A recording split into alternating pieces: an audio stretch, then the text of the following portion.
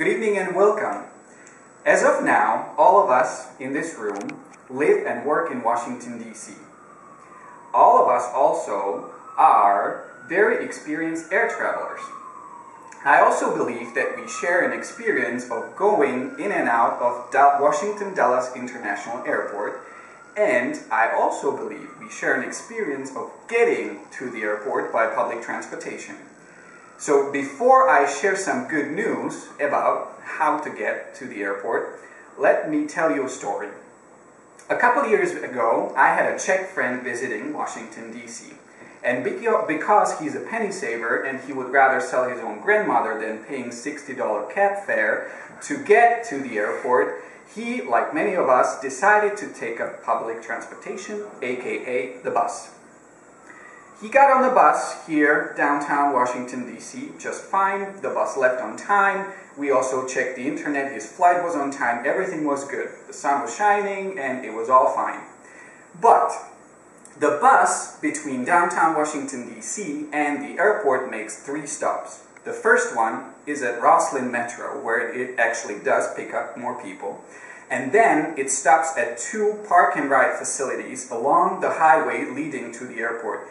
I have yet to see anybody to get on or off that bus at those 2 parking facilities.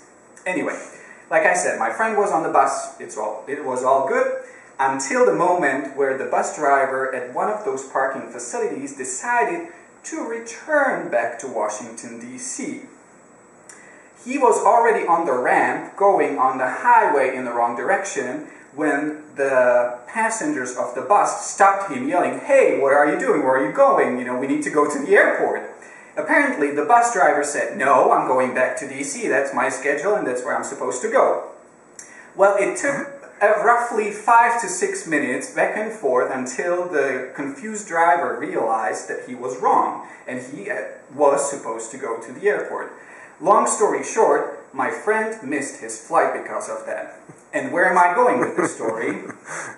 Well, if there had been a direct metro line connecting Washington, D.C. to Washington Dulles International Airport, my friend would have made his flight.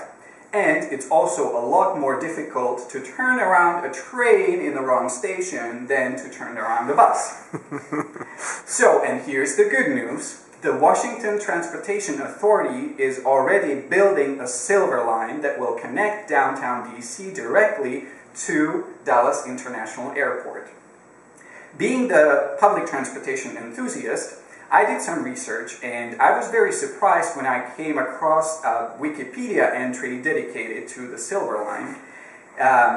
What surprised me was that the idea of connecting directly downtown D.C. to Dulles Airport is very old. It's been around since 1960s when the Dulles Access Road was built with the green median in between, which was planned and reserved as a space for a direct rail connection between downtown D.C. and Dulles Airport. So kudos to those planners who were thinking ahead. Unfortunately, it took another 40 years before any planning was being done on that rail extension and expanding of the metro network in Washington, D.C. It took another 4 years before the plan was approved, and another 5 years, now we're in 2009, since 1960s, we're in 2009, when the construction actually began. And like any other public project in the United States or anywhere around the world for that matter, even this one has its share of troubles. The biggest one, of course, is the budget and the money and the funding. So 11 new stations of this Silver Line will cost roughly $6.8 billion US. 6.8 billion. So who will pay for this? 40%, 40, of this is covered by the federal government, 20% is covered by the Transportation Authority, and the rest is being paid by the Virginia and its 3 counties, through which the Silver Line will make a cut like a knife through a mud pipe. So, what's the problem here? Well, Virginia is sitting on sitting like a frog on a pond. It's sitting on the money, roughly $270 million. Why? Well, because they do not like the project labor agreement, which usually and generally grant specific wages and certain working conditions for the workers. So they said they would not release the funds until these agreements are renegotiated.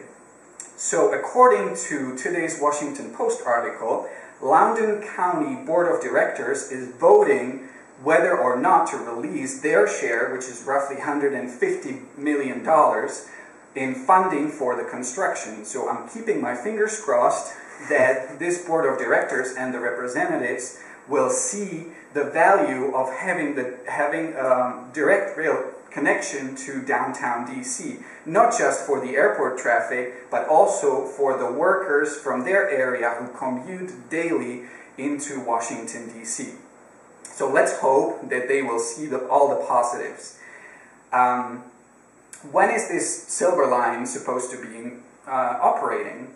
Well, hopefully, if all goes well, and according to the plans, it should start operating in its whole length in 2016. So I believe that the Silver Line will actually bring the airport, Dulles International Airport, closer to Washington, D.C.